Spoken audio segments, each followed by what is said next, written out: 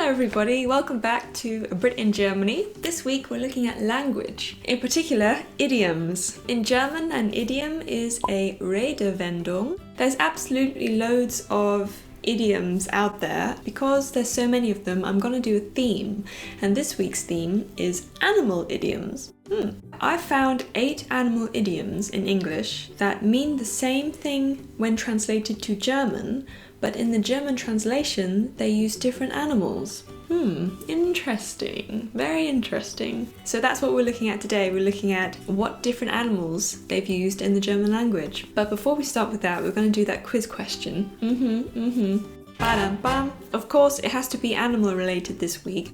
The question is, what does the German phrase "Mein Name ist Hase" mean? Translated to English, this would be "My name is hare." For my German viewers, a hare is a rabbit. Just wanted to clear that up. So, when someone says "Mein Name ist Hase," what do they want to say? Do they want to say A, I want vegetables, B, I don't know anything, or C, I want a haircut? It's worth learning that one. It's quite a good phrase to know. Don't just skip to the end of the video by clicking here, because that's cheating, right? Yeah, it is cheating. Let's begin with the idiom. The first English idiom is a bull in a china shop. This means that someone is moving or behaving in a reckless way.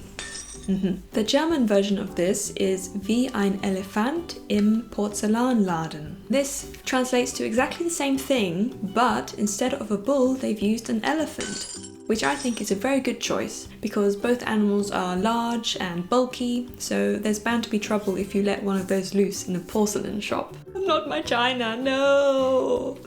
Okay, the second one I've got is ants in one's pants. That means that you can't sit still, you're always squirming about. The German version is Hummeln im Hintern haben. That translates to having bumblebees in your bum. It must be very uncomfortable to have bumblebees in your bum. Ouchie. Great phrase there, great phrase. The third one I've got is quite a popular one. It is to kill 2 birds with 1 stone. This means to solve 2 problems at once with a single action. And the German version is zwei Fliegen mit einer Klappe schlagen. Now I looked in my dictionary to find out what Klappe is, and the dictionary says that it's a trap or a shutter. It's a bit like a Venus flytrap really. So zwei Fliegen mit einer Klappe, sharp teeth, and then... I'm not sure why one would want to kill 2 birds, and how one would kill 2 birds. Don't do it, kids, it's cruel. I imagine you need a big stone and drop it on the birds at the same time. Although you have to be very careful not to drop the stone on your feet, because that would be very painful. Ah! By the way, did you notice I'm wearing an animal t-shirt? And there's also a special guest in the studio, another animal. Owl is here, although actually Owl is always here, so it's not that much of a special video.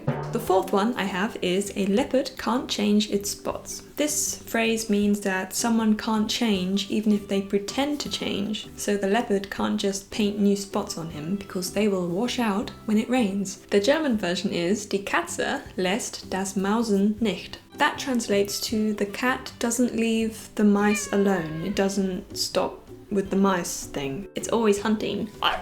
It might be cute, but it's deadly. Just like Tom and Jerry, you know, Tom lässt Jerry nicht. Give him a break, Tom, God.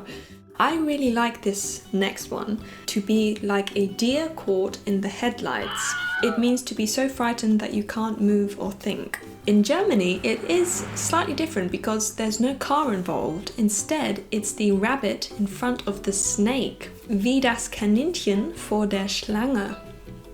In this case, the rabbit has a much higher chance of survival. If he's smart, he'll go, I'm very fast, I can run away. But actually, maybe the snake is hypnotizing the rabbit. Oh, look into my eyes, yeah. The next one I've got is don't chicken out. Don't be a coward. The German version of this one is sei kein Frosch, and that means don't be a frog. Why did the English choose chicken and why did the German language choose frog? Interesting. I think it's because a frog is sitting on his lily pad in a pond, and if a bird makes a slight movement in the trees, the frog is out of there so fast, back into the water, you know, he's not hanging around. I can't explain the chicken thing. If you know why it's a chicken, let me know, or if you have a theory, let me know. The next one I've got is to make a mountain out of a molehill, and that means to make a big deal out of something when it actually isn't. This one doesn't actually have an animal in it, but a molehill is made by a mole. Moly, moly, moly. The German version is really great. Aus einer Mücke einen Elefanten machen. Small to big, mosquito to elephant. It's so smart, this one, really great. I like elephants a lot more than mosquitoes, so I'm willing to make an elephant out of a mosquito. I'm willing to make a big deal. The last one today, folks. Aww. It's sad, I know, but the last one is, I could eat like a horse. This means I'm really hungry. Food now. You could go through 3 courses in like 5 minutes because you're so freaking hungry. Oh yeah. The German version of this is Ich habe Bärenhunger.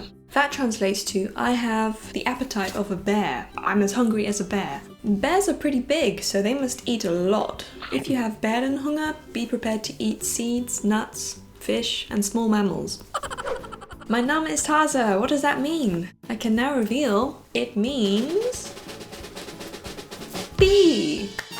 I don't know anything. You're probably thinking, how did this phrase come about? Yes, a man did exist called Herr Hase. He was in front of a judge in a courtroom for a crime. Maybe he stole Easter eggs, I don't know.